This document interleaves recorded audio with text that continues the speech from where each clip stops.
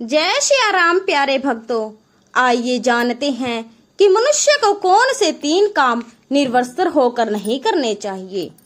भगवान श्री कृष्ण की एक कथा के माध्यम से आज हम ये जानते हैं।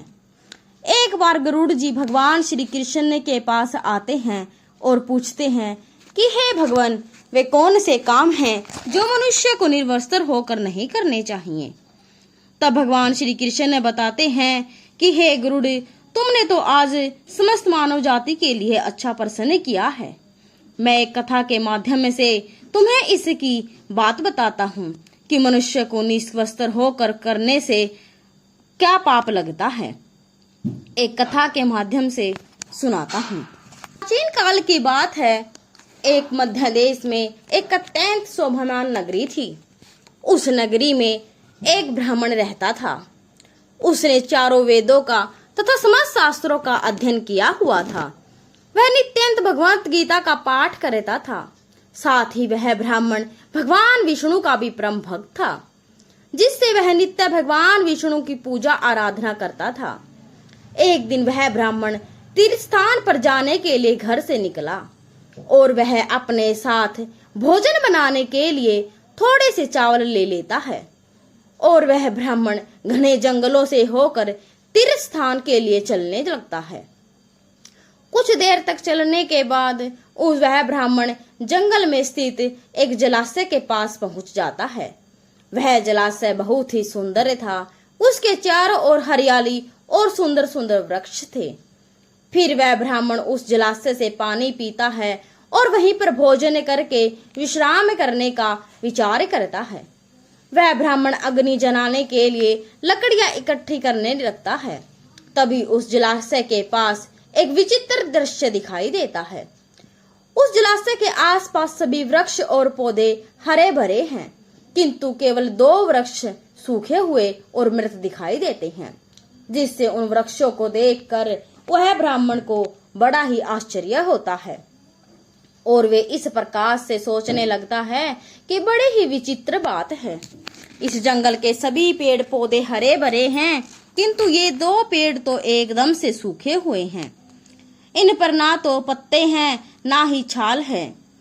फिर वह ब्राह्मण इन वृक्षों की ऐसी हालत किस कारण हुई यह सोचने लगता है और कहता है, चलो अच्छी बात है, आग जलाने के लिए सूखी लकड़ी का इंतजाम भी हो गया।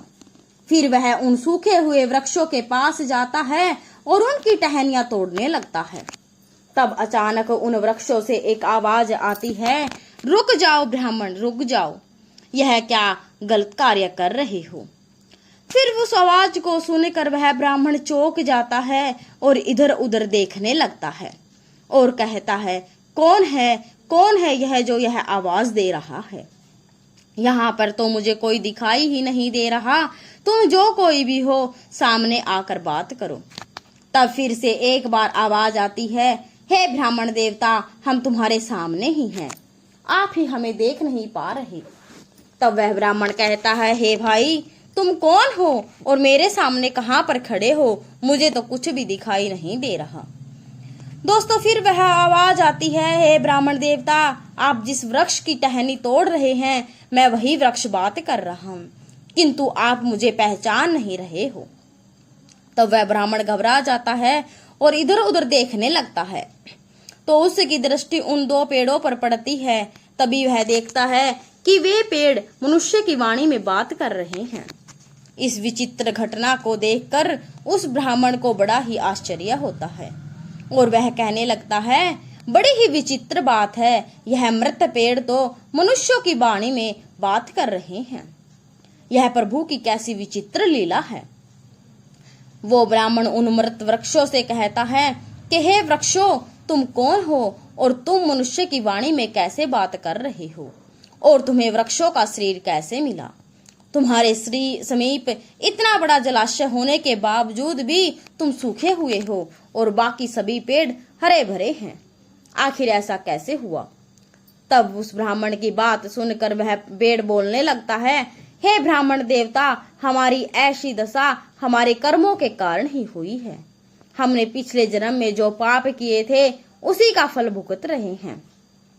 तब ब्राह्मण कहता है, हे वृक्ष, कृपा करके आप मुझे आपने पिछले जन्म का वृत्तांत सुनाइए। तब वह वृक्ष बोलने लगता है कि हे ब्राह्मण देवता, अब हम आपको हमारे पिछले जन्म का वृत्तांत सुनाते हैं। पूर्व काल में मैं सेहिल नाम का वेश्या था और वह मेरी पत्नी दमयंती थी। हम दोनों ही कांचीपुरा में निवास करते थे। मेरा स्वभाव अत्यंत दुष्ट और क्रूर था। मैं लोगों को ब्याज देकर धन कमाया करता था और मेरी पत्नी भी अत्यंत क्रूर और दुष्ट स्वभाव की थी। उसने कभी अपने द्वार पर आए अतिथियों का सम्मान नहीं किया। हमने कभी दान धर्म भी नहीं किया, सदैव ही गरीब लोगों को सताया करते थे। हे ब्राह्मण देवता, उस समय हमारी कोई संतान नहीं थी। हम दोनों ही संतान सुख प्राप्ति के लिए भोग विलास किया करते थे। हम निर्वस्त्र होकर स्नान किया करते थे और निर्वस्त्र होकर ही शयन किया करते थे। फिर अनेक वर्षों तक भोग विलास करने पर भी हमें संतान सुख प्राप्त नहीं हुआ। मैंने कभी अपने पूर्वजों के लिए श्राद्ध नहीं किया, कभी तर्पण नहीं किया, उनके लिए कभी धर्म दान आदि का कार्य भी नहीं किया, जिस कारण से मेरे सभी पूर्वज मुझसे रुष्ट हो गए। मेरा मन सदैव ही काम वासना से भरा हुआ रहता था। हम दोनों पति पत्नी दिन रात भोग विलास किया करते थे। निर्वस्त्र होकर ही स्नान, भोजन तथा शयन किया करते थे, जिससे समस्त देवी देवता और पितृ भी हमसे नाराज हो गए। इस प्रकार से अनेक वर्ष बीत जाने के पश्चात हम पुत्र प्राप्ति की कामना से तीर्थ यात्रा पर निकले। फिर रास्ते में जाते समय एक नदी के किनारे हमने निर्वस्त्र होकर संबंध बनाया, जिससे दुर्भाग्य से उसी नदी में डूब कर हम दोनों की मृत्यु हो गई। मृत्यु के पश्चात हमें ले जाने के लिए यमराज के 2 दूत प्रकट हुए और वे दूत हमें पकड़कर यमपुरी ले गए। यमपुरी का दृश्य अत्यंत भयंकर था। यमराज विशालकाय सिंहासन पर बैठे हुए थे और उनके पास चित्रगुप्त बैठे थे, जो यमपुरी में आए हुए प्राणियों का लेखा जोखा निकाल रहे थे। जब मेरी बारी आई तो यम के दूतों ने मुझे यमराज के सामने खड़ा कर दिया। फिर चित्रगुप्त यमराज से कहने लगे, हे धर्मराज, इस वैश्य ने तो अपने जीवन में कभी कोई पुण्य का काम किया ही नहीं। इसने अपने पूर्वजों को सदैव ही अनादर किया है।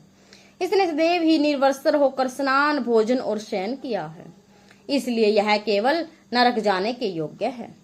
इस प्रकार से चित्रगुप्त ने मेरे कर्मों का लेखा जोखा यमराज के सामने बताया, जिससे यमराज मुझे देखकर कहने लगे, अरे दुष्ट, तूने तो कभी कोई पुण्य के काम नहीं किए। तूने सदैव ही निर्वस्त्र होकर स्नान करके वरुण देवता का अपमान किया। निर्वस्त्र शयन करके तूने अपने पूर्वजों को अपमानित किया तथा निर्वस्त्र भोजन करके तूने अन्न का भी अपमान किया, इसलिए तुझे नरक में ही डाल दिया जाएगा। इस प्रकार यमराज ने अपने दूतों को आज्ञा देकर मुझे नरक में डाल दिया।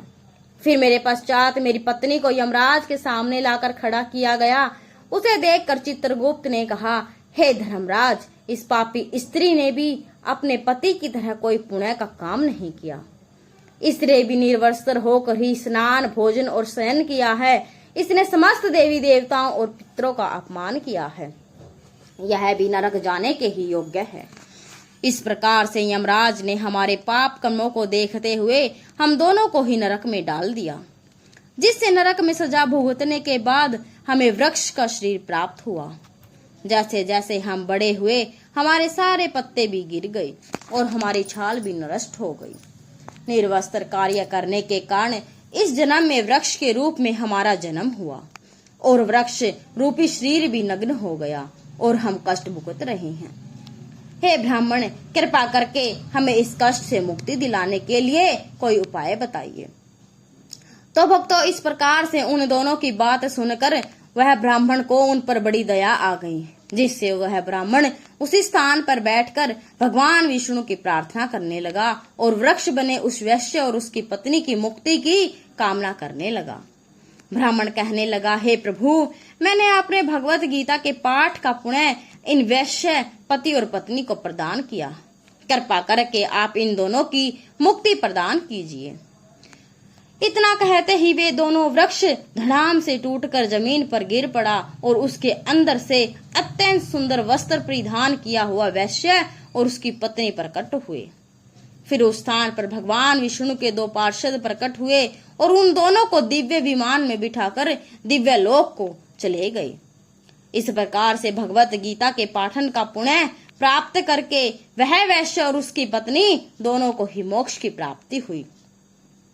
तो भक्तों, फिर भगवान श्री कृष्ण कहते हैं, हे पक्षीराज, मनुष्य को कभी भी निर्वस्त्र होकर भोजन, शयन और स्नान नहीं करना चाहिए।